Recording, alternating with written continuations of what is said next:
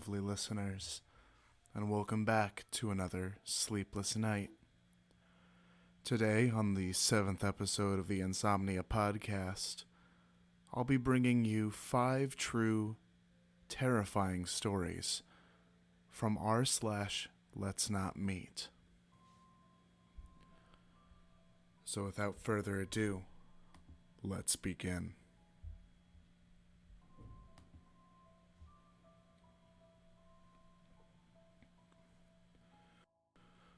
I want to preface this story by stating I've had my fair share of encounters with creepy men.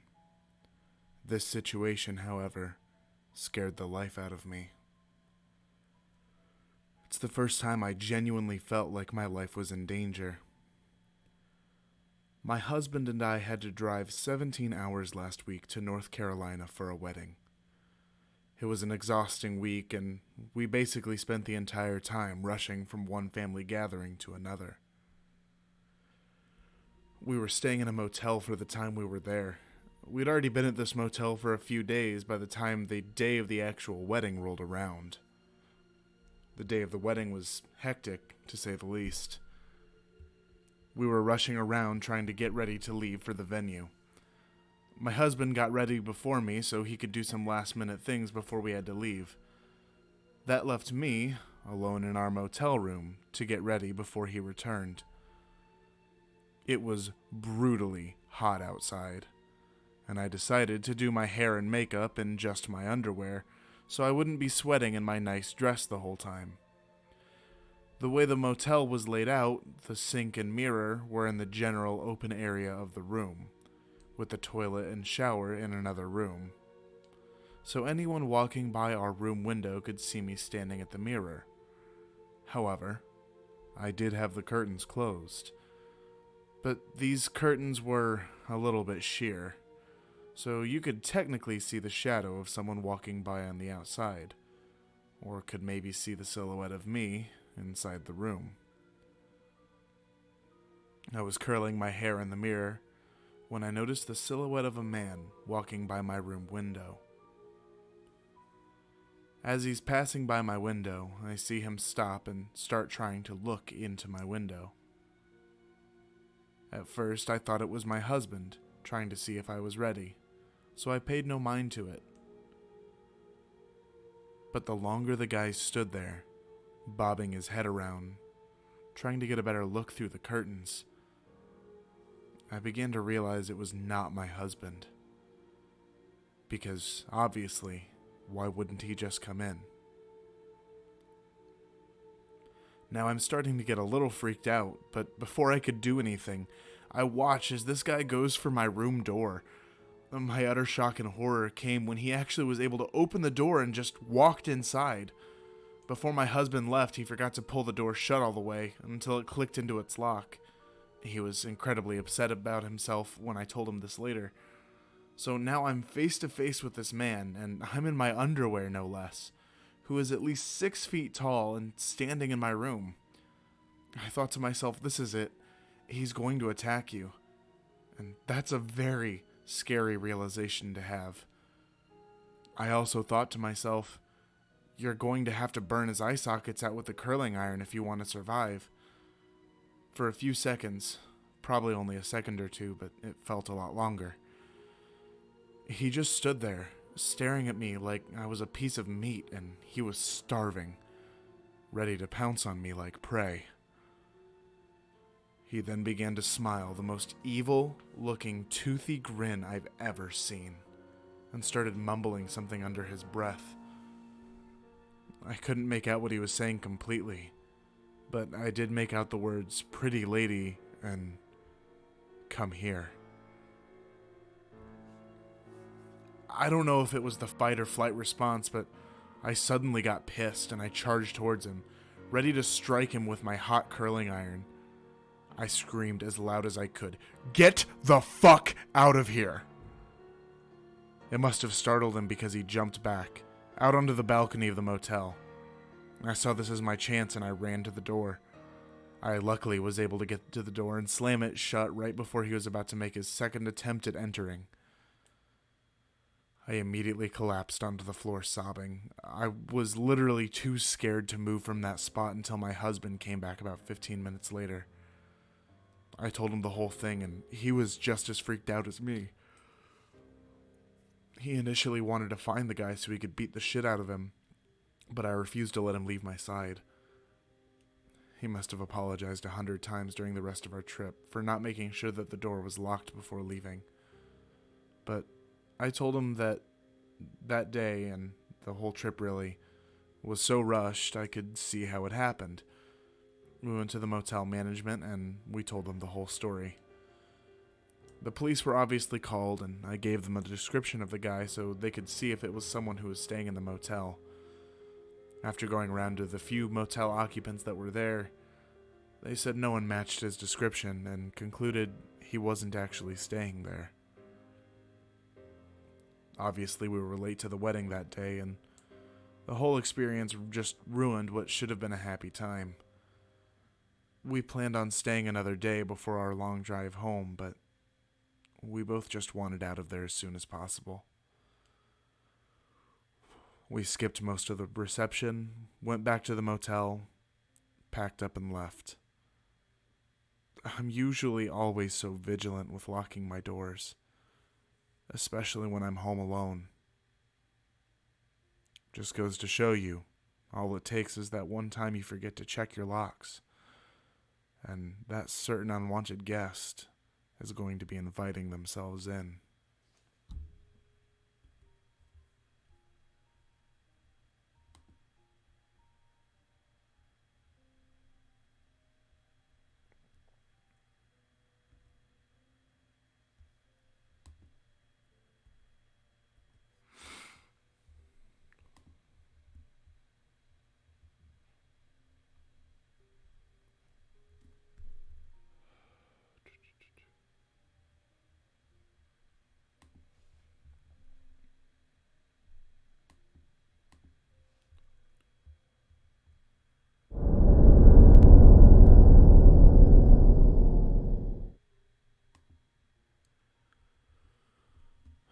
About 10 years ago, I was fresh out of college and trying to figure out what was next. I went to college on an athletic scholarship, and I was just as interested in enjoying my college experience as I was in completing it. I ended up with a communications degree, average grades, and no experience. I was working as a door host at a smaller bar/lounge in a casino. I worked at said bar Wednesday through Sunday, from around 7 p.m. to 3 a.m. My job was to greet people coming in, check IDs, break up fights, remove people who got out of hand while maintaining a professional and friendly manner. There was a man that started coming into the bar on the off nights, Wednesday or Thursday, when it was slow. He would come in both nights one week and then not come in again for 3 weeks or so, and then he would do the same thing, always on the off nights. Usually he would talk to me a couple of times throughout the night when he was there. Just normal small talk. It was never awkward. He was always well dressed in a suit, or at least a button-up shirt and slacks. He was clean cut, had an athletic build, no visible tattoos or piercings, and a shaved head. I'm not into men, but I would guess he was a good-looking man in his late 30s. Well, the last night I saw him, the conversation was a bit different. He came in on an off night, like normal, and eventually came up to talk to me by the door. The conversation started off normal, but eventually he asked me if I enjoyed what I did at the bar. I did the typical, it's not bad, it's mostly easy, dissembling what I felt like was a polite conversation. He asked me how long I planned to be a bouncer, and asked if I thought I made enough money, and eventually dragged out of me that no, I didn't particularly enjoy being a bouncer, and I didn't know what I was going to do with my future. At this point, he looked me straight in the face and said, Well, you could kill people. While maintaining our eye contact, I paused and waited for some kind of joke. A smile or something that would turn this into a failed attempt at a joke. No. Nothing. He seemed 100% serious. There was no smile, no joke. Nothing but him staring at me, waiting for me to respond. At this point, I tried telling him the first thing that came to mind. I'm pretty sure I don't have the skill set for what I think you're suggesting. He said, yeah, but you could learn all that. Think about it. You could travel, work once or twice a month, and get paid pretty well. While strangely, at that point in my life, it was an intriguing idea, I immediately thought of some sort of police setup and the shadowy hitman handler betrayal I've seen in every hitman movie ever. I told him, no, I don't think that's for me. Then he said okay, and left. I worked there for another year, and never saw him again.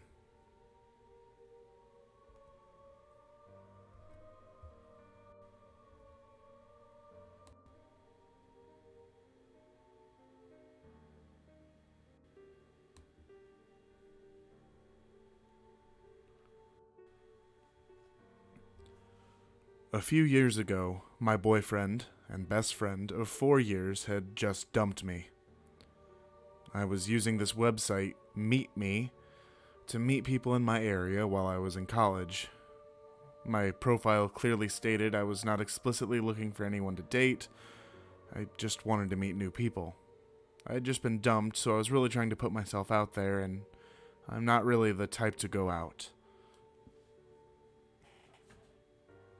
In my area, there's a giant dance-a-thon that my university did every year to raise money for a children's hospital. I had someone message me and ask if I had heard of it. I told him my dance team usually performs at it every year. He told me he was actually one of the children that was supported by the event when he was younger. I thought that was really cool, so I asked him a little bit about his experience with that, and genuinely thought it was interesting. After a while, that conversation was kind of dead, and I really didn't have much else to say. Plus, it was getting late, and I kind of wanted to go to bed. I told him so, and after about 10 minutes of laying in my bed and trying to sleep, I got another notification.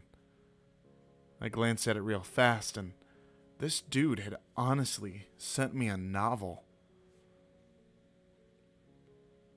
After this event, I swiftly deleted the account, so unfortunately I don't have the access to the exact messages, so I'm going to do my best to remember. The first one went a little something like this. Look, I'll be honest. I really want to keep talking to you. In fact, I would actually really like to take you on a date sometime. You seem like a really nice girl, and very sweet and interesting. I think we would get along extremely well.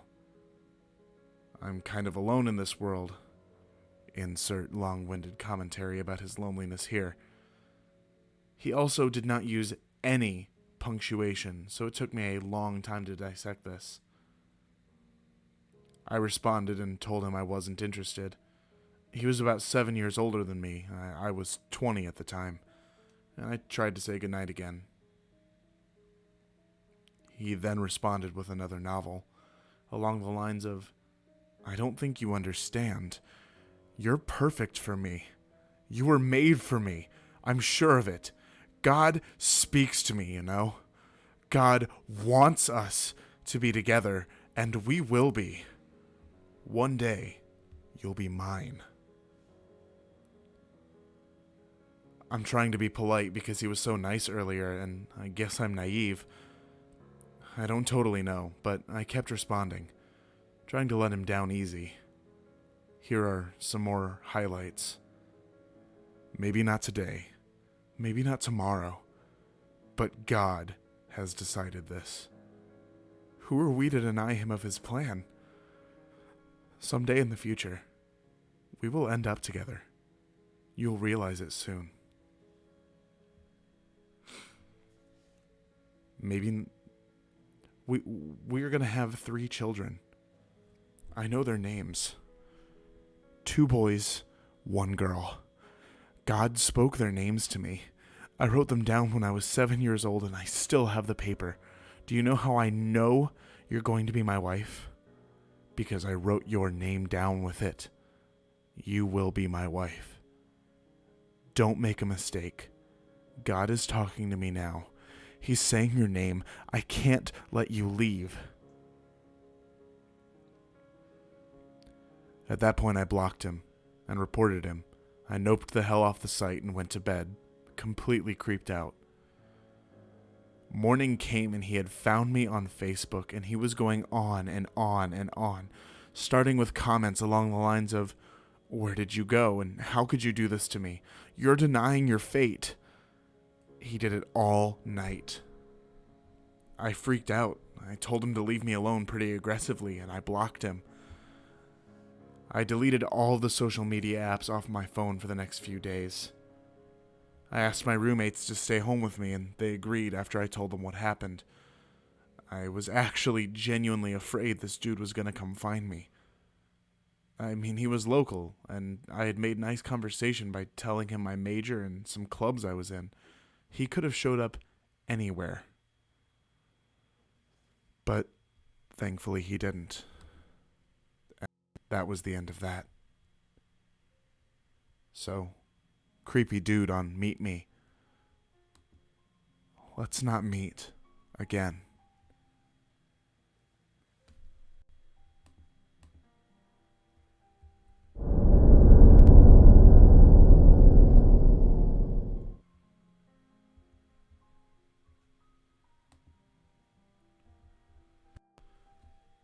I'm posting this for my boyfriend, who doesn't use Reddit much. It'll be from his perspective. This may be short because he doesn't remember a whole lot, since he was 7 at the time and his parents never told him much. But I'm including the key details he does remember. So when I was 7 years old, I went to a small school in our little oil field town in Alberta. There was this guy named Daniel. I don't know if that's his real name, but when I think of him, my mind defaults to that. Well, Daniel had slept with my mom ages before I was even conceived, and somehow had it in his brain that I was his child. Full-blown delusional. So Daniel decided the smart and rational thing to do was to stalk me. Hardcore. He apparently plotted out a map to my school. He knew my name. He knew how old I was. He knew what I looked like. I have no idea how he got this information. My mom never really used Facebook, and he lived in a different province. I had never met this man before, and Daniel decided one day he wanted to kidnap me and take it a step further. He had been ranting to his wife about me and kept telling her I was his kid and that he was going to drive from British Columbia all the way to Alberta to come kidnap me and bring me to British Columbia with him. He was convinced I was conceived earlier than I was, and I was his kid, and my mom made some conspiracy to hide the fact that I was his kid.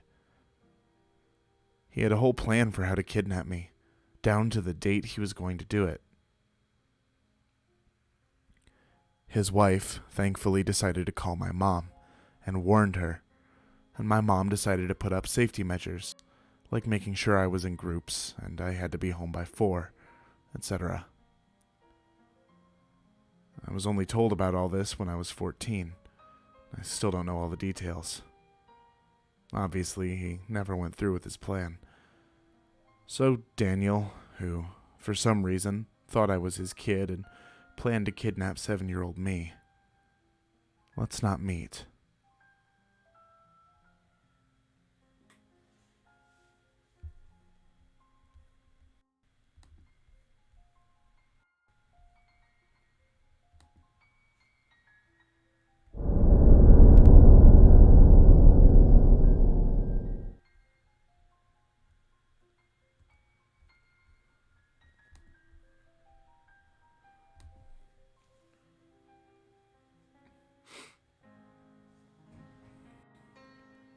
Hey everyone. So, lately, I've had some requests to finally share the whole story of the homeless man I accidentally took in as a tenant and the incidents that followed. So back in 2007, I found myself working as a bartender at a now closed pub in my hometown. Not a job I particularly liked, but it helped pay the bills. At this time, they had hired a new kitchen manager that we simply knew as Kearney. Kearney was a pleasant enough man, mostly keeping to himself, but always stayed late to help the barman do our closing duties, so we all liked him for that. New in town, Kearney had yet to find a place of permanent residence, and I had recently lost my tenants. So someone suggested he ask me. He was considerably older than the tenants I usually took in, but having had a streak of bad luck with tenants my own age, I thought an older man with a nice steady job may be a shift in the right direction. So I agreed. Kearney wasted no time and followed me home that very same night. Only he wasn't alone. Enter Lawrence, the boyfriend of Kearney. Honestly, I hadn't even realized he was gay up to that point, but it was water off my back regardless. Looking back now, what really should have bothered me was Lawrence's appearance. He looked like he had been sleeping on the street, rather appropriately, as I would find out.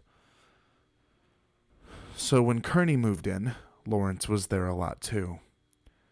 And it was easy to know due to his mobile ringtone sounding like the quacking of a duckling. Kearney had some habits that were rather noteworthy to this story. In particular, 1, he basically never closed his bedroom door, no matter what he was doing in there. It was always open. And 2, although he was a heavy smoker, he never once smoked inside the house. So Kearney had been living there for about 2 weeks when I had come down with an awful case of pink eye. This being highly contagious, I was given leave of absence from my bartending job and therefore decided to go wait it out at my sister's for a few days. Apparently, I didn't mind giving it to her. Sorry, sis. So the day my sister was scheduled to come back and pick me up, I took a casual stroll into the bar that myself and Ben, my good friend from high school, and at that time a coworker, had been building in my house. Something caught my eye. All of our liquor bottles were now completely empty.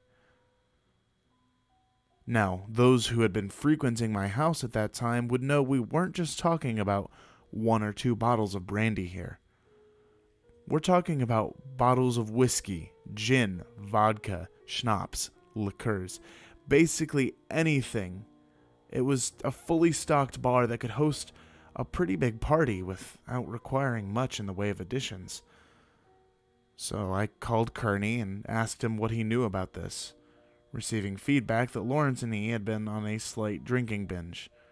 Those were the actual words he used. And that had left me both furious about the thousands of dollars worth of stock they had drunk out, but also slightly impressed he was still alive. Regardless, I said that I will be dealing with this upon my return. So I'm with my sister for a few days, and on Friday, I get a call from my local police department, asking if I knew a Conrad Schultz. Ironically enough, I didn't. They finally add that I'll probably know him as Kearney, and that I should probably come down to the station, as they had just arrested his boyfriend trying to sell my camera equipment. So my sister rushes me back to my house, where all of my camera equipment was on display at the police station. It's on this visit that I'm informed that Lawrence was actually a Navy SEAL who got dishonorably discharged before turning to a life of crime, and now had a rap sheet the length of the Bible. The kicker was that both he and Kearney were actually homeless men who had met at the Salvation Army. So Lawrence is in jail, and my sister drops me off at home, more or less at the same time Kearney gets home as well. Based on Kearney's account of what happened, he had turned Lawrence in himself, as he couldn't allow Lawrence to do to me what he was trying to do. Although I appreciated his sacrifice, I still told Kearney that he would have to go, having been the overall cause of this. However, not wanting to leave the homeless, I gave him until the end of the month to make other arrangements. So Monday comes, and having just completed a staff meeting, I walk home to encounter a very much free Lawrence, sitting on the sidewalk across from my house, watching it. I confront Lawrence as to why he's there, and he tries to apologize, before begging me for money. Rather out of character, really, and I dismissed him without giving him a cent. Now I go back to the previous night. See, I mentioned the staff meeting for a reason, as it was at that meeting where we had gotten another rather sizable list of liquor bottles that had gone missing from the storeroom, leaving us all suspecting each other. I, however, would not have to wait long to figure out who the real culprit was, as a few days later, I opened the garbage bin in my kitchen to see the missing bottles, all empty and staring back at me. I decided to sit on this information for the time being, although I did photograph it just for in case I needed it as evidence later. I also called over Ben to inform him of the developments, as this was quickly becoming a detective game. We decided to enter Kearney's room to search for further evidence. Nothing of vast significance in there, with one exception: 2 single photographs of Lawrence, before he had turned into the homeless version of Lex Luthor or Charles Xavier. Actually, there were several of Lawrence's things still there, but as Lawrence had spent a lot of time there before the incident, I accepted this as normal. Now I should also add that I had mentioned Lawrence's release to Kearney, and had told them that if I even suspected that they were still seeing each other, I would throw him out of the house myself. Only a few days would pass before this came into play. On this particular night, I had been bartending again, and Kearney had constantly been stopping by the bar to help himself to draught glasses half full of wine and half full of Coke, which he would go drink outside the restaurant. When I confronted him about this, he correctly pointed out that he was still a manager and we had no right to tell him what he could or could not do. On his 4th trip outside, however, I had grown suspicious and decided to follow him, where I encountered Lawrence, sitting outside, sharing the half-Coke/half wine concoctions with Kearney. This pissed me off, so the next day I returned to the restaurant with my photographic evidence that I had handed over to the general manager, who was also kind of a friend of mine. Although I hadn't physically seen it, I heard the confrontation through the office door when he fired Kearney. Kearney left, obviously upset, and apparently had no idea that I had been the one who had turned him in. So we closed early that night, and I was walking home. Going past the high school, I saw Kearney coming from the opposite direction. He walked past me, literally only saying 2 words.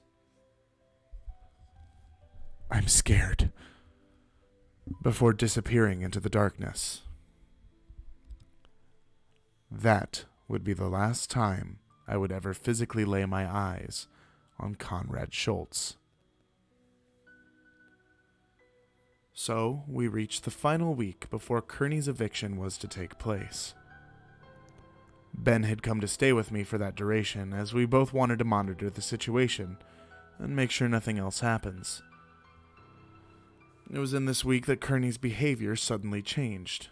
He was constantly smoking in his room, and his door was closed 24/7. In fact, neither Ben nor I had caught so much as a peek of him that entire last week, which we hadn't thought much of at that time. So the day of Kearney's eviction comes around. Ben had gone home for a few hours, and I finally hear Kearney's bedroom door open. Someone walks out of the room, opens the front door, and leaves. I follow him outside, but somehow he'd already completely disappeared. What was left, though, was his house keys, indicating that he obviously wasn't planning to come back. I took a look at the keys, noticing something strange. Although the correct keys were all on the keychain, there were also several that weren't mine. Why would he leave me the wrong keys? His room was a shock, but not because of the state it was in. The two had broken his bed in an act of wild monkey sex, but I had known about that already. As I said, he never closed his damn door. But more than that, he had literally left almost all of his belongings behind. With one exception. You guessed it. The 2 photos of Lawrence. Upon further investigation, I suddenly realized all traces of Lawrence ever being there had completely vanished, with all of Kearney's stuff left behind. There was one thing of Lawrence's left behind, though. His duckling ringtone, which turned out hadn't been so much of a ringtone as an actual duckling, which now strolled around casually in the vacant bedroom. We named him Neville. So Ben returns and gets updated about the developments, both of us thinking the way he left was rather weird, of course, and the whole thing had been weird. It was only when I asked the infamous question that this all became a conspiracy theory. Did you ever actually see Kearney this last week? It was to our shock that we realized neither of us had. Suddenly putting the puzzle pieces together, the changing habits, Neville the duck, the wrong keys, only Lawrence's stuff being gone. It was to great discomfort that we both asked the question, who had been really living in our house this last week? During the next few days, Ben and I went on a mission, searching the town, crawling into drain pipes, trying to find any trace of Kearney's whereabouts. They all added up to nothing. Conrad Schultz had simply vanished off the face of the earth.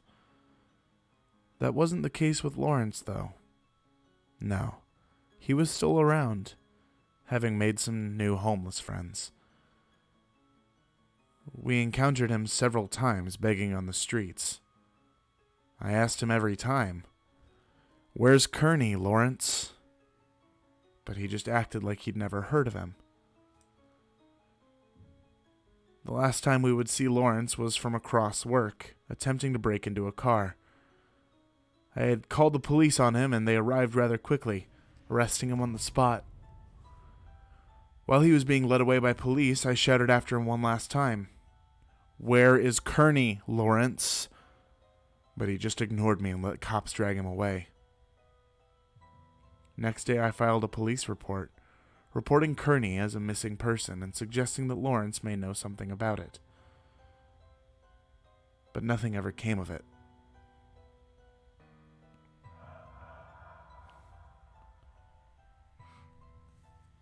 So, Lawrence, I don't know if you did something to Kearney or not. But if you did, let's not meet again.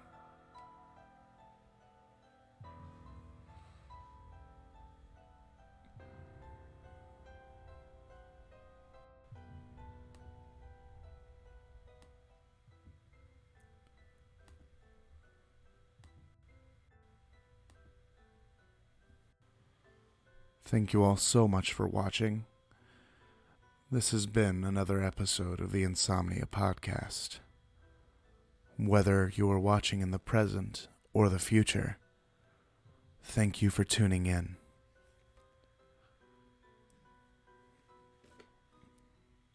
If you enjoyed, please be sure to subscribe to my channel and leave a like down below.